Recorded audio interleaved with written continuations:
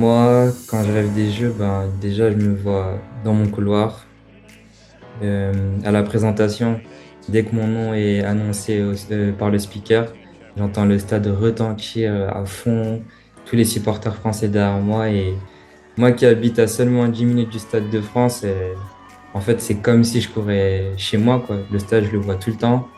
Je me dis, la plus grande compétition chez moi, non, faut pas que je le sente, en fait. Bonjour à tous, moi c'est Ludovic Ouseni, j'ai 22 ans. J'ai été récemment champion de France espoir du 400 mètres et je suis un membre de l'équipe de France d'athlétisme. Mon record personnel, je l'ai fait en 2021 au championnat d'Europe espoir à Tallinn et pour l'instant c'est 45 secondes 93.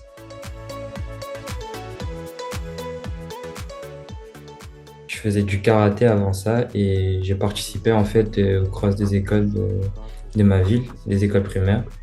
Et à la suite de ma victoire de ce cross, il y a un entraîneur qui m'a proposé d'essayer un entraînement d'athlète. Et en fait, c'est comme ça que je me suis lancé. Et pour le 400 mètres, aussi un hasard. J'ai intégré en fait un club de demi-fond. Du coup, j'étais plutôt axé sur les crosses et le 800 mètres.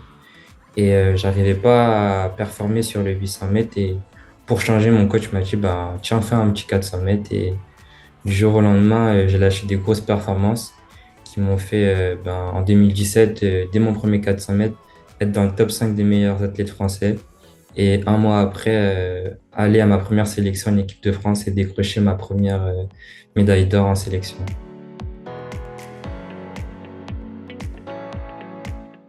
Moi, le souvenir que je garde, c'est la plus grande expérience qu'un athlète puisse rêver.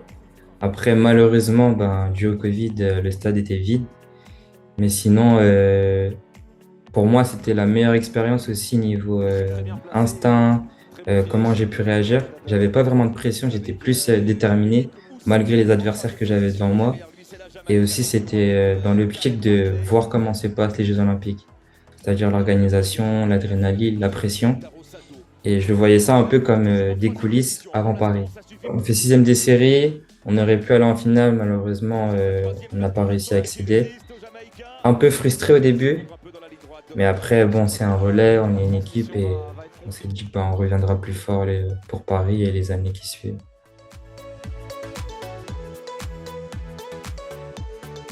C'est soit réaliser les minima, qui sont à 45 secondes 0, qui sont très largement faisables par rapport aux années précédentes.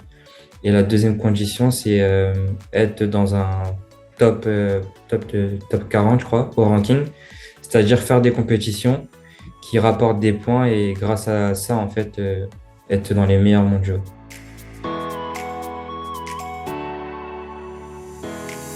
Je m'entraîne 15 à 20 heures par semaine et sinon, une journée type, matin après l'entraînement.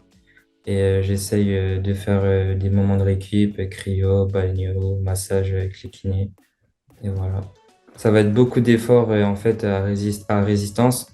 Par exemple, des séances type, ça peut être un 350, un 250, un 150. En fait, on résiste à cet acide lactique et aussi être habitué aux allures de course très élevées, quoi. C'est ça.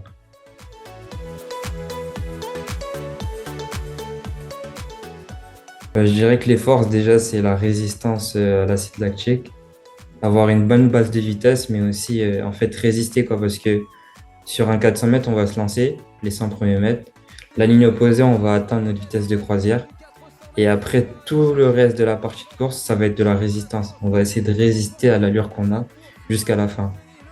Et c'est un peu aussi, c'est le cas, c'est l'une des disciplines les plus dures de l'athlétisme. En fait, on souffre, quoi. Avant de courir, on a déjà un schéma de course qu'on a vu avec l'entraîneur. C'est-à-dire qu'on a des temps de passage à respecter. Mais après, dans la course, il peut se passer que l'adversaire parte plus fort. C'est-à-dire qu'on va avoir du retard.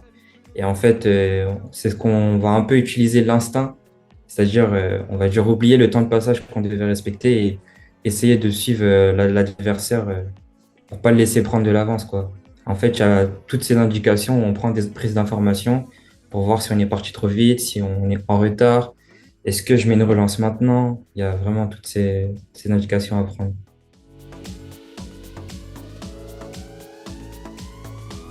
Il y a seulement deux athlètes français qui ont fait moins de 45 secondes aux 400 mètres. Et depuis, ben, Marc Raquel et Leslie Jones, il n'y a personne. Et en fait, je pense que là, on arrive à une période où il va y avoir beaucoup de personnes qui vont pouvoir passer entre cette barrière. Moi, je m'y vois personnellement et je sais que tous les gens de mon groupe, Fabrizio, Théo, Thomas Georgier, en fait, il va y avoir une grosse génération d'un coup qui vont pouvoir élever ce niveau et aller chercher un titiller en fait le niveau mondial, quoi.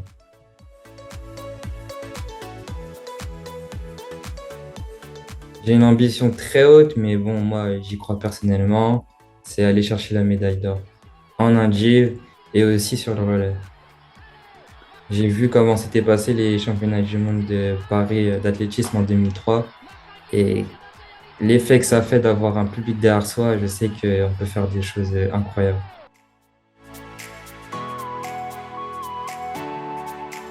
Moi, à chaque fois qu'on me dit les Jeux Olympiques, je pense à Usain Bolt, à toutes les médailles qu'il a pris et voilà, seulement lui.